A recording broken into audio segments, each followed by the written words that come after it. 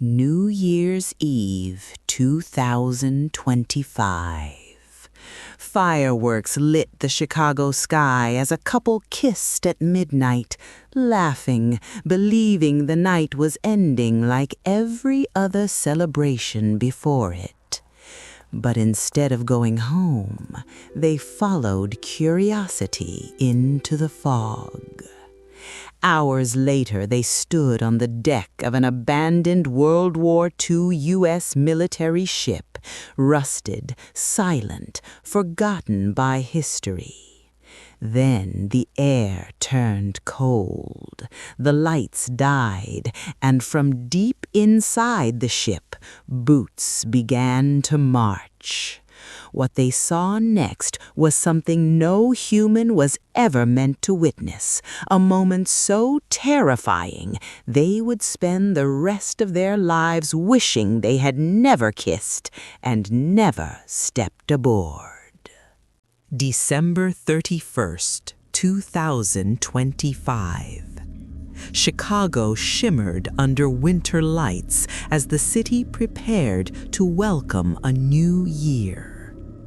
Music filled high-rise apartments, champagne glasses clinked, and laughter echoed into the cold night. For one young couple, the celebration felt perfect, carefree, alive, unforgettable. But some nights don't end when the party stops. After midnight, curiosity led them away from the city's glow, south, beyond the busy streets, beyond the comfort of light, toward Lake Calumet, where fog rolled thick over silent water. There, half hidden in darkness, rested an abandoned World War II U.S. military ship.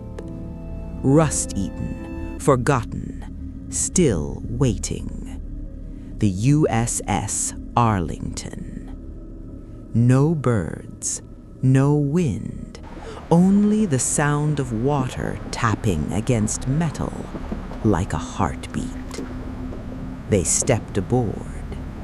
The ship greeted them with cold air and decay.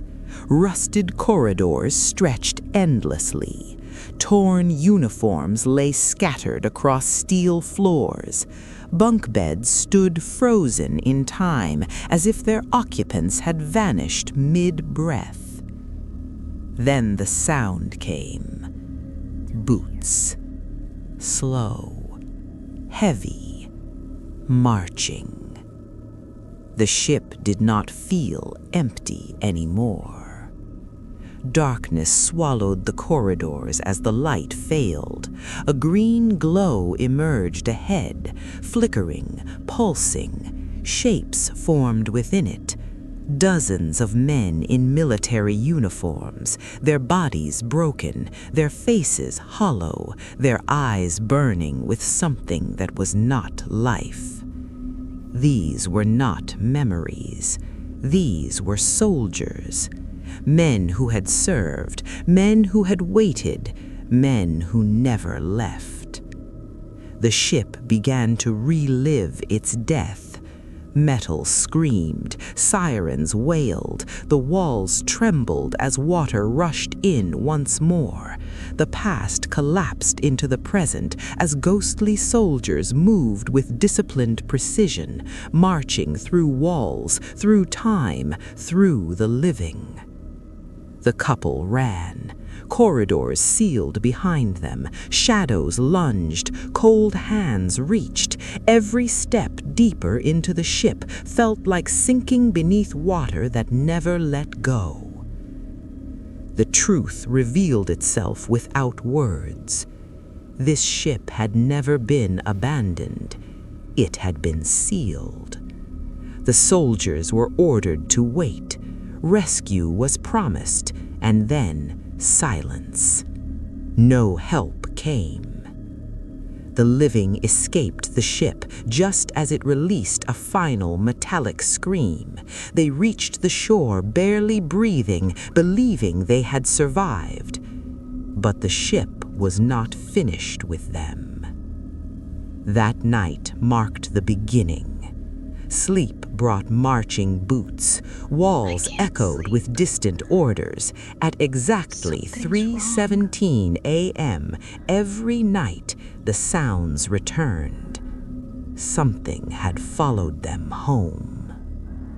History records confirmed what the spirits had shown: classified files, missing bodies, a tragedy erased to protect secrets, dozens of lives lost and forgotten. Until now. They returned to Lake Calumet not out of curiosity, but duty.